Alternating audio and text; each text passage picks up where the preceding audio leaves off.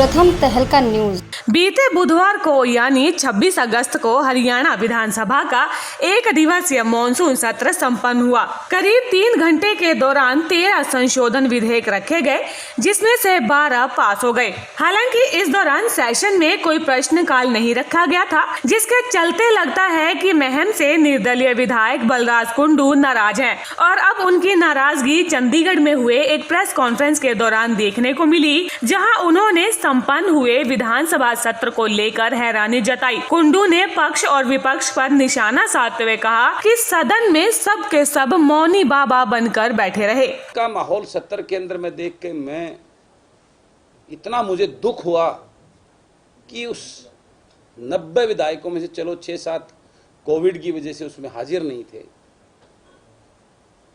80+ वहां हमारे विधानसभा के सदस्य साथी मेरे मौजूद थे। किसी एक ने भी इन अध्यादेशों के ऊपर किसान की बात करने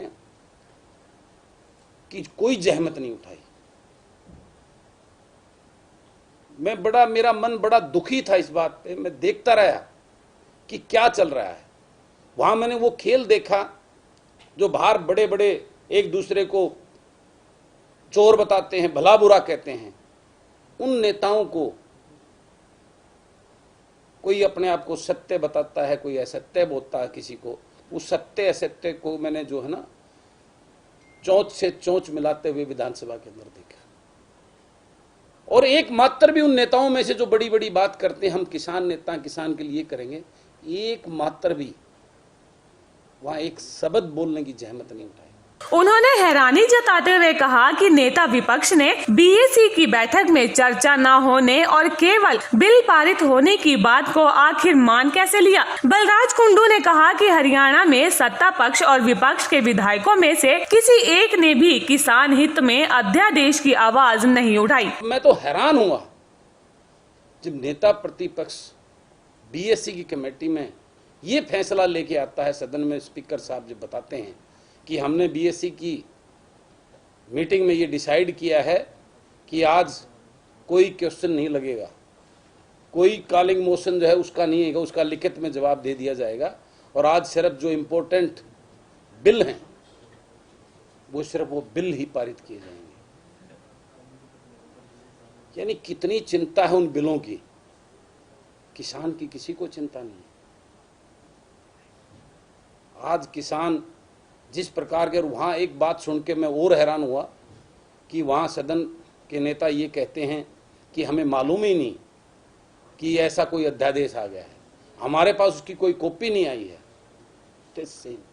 दरअसल बलराज कुंडू सदन में केंद्र सरकार द्वारा लाए गए 3 अध्यादेश के बारे में चर्चा करना चाहते थे, लेकिन कोरोना के चलते सदन में प्रश्नकाल नहीं रखा गया था। बलराज कुंडू ने सरकार पर आरोप लगाते हुए कहा कि वे तो किसानों के अध्यादेश पर कॉलिंग अटेंशन और प्राइवेट बिल लेकर आए थे, लेकिन सरकार ने नामंजूर कर दिया। उनका कहना था कि सरकार एग्रीकल्चर के चैप्टर से भागना चाहती है। वहाँ पे ऐसी बात, और इस इश्यू को मैंने सबसे पहले अपना कॉलिंग मोशन और बिल, प्राइवेट बिल जो है ना एग्रीकल्चर का, वहाँ विधानसभा में सबमिट किया था, सबसे पहला बिल।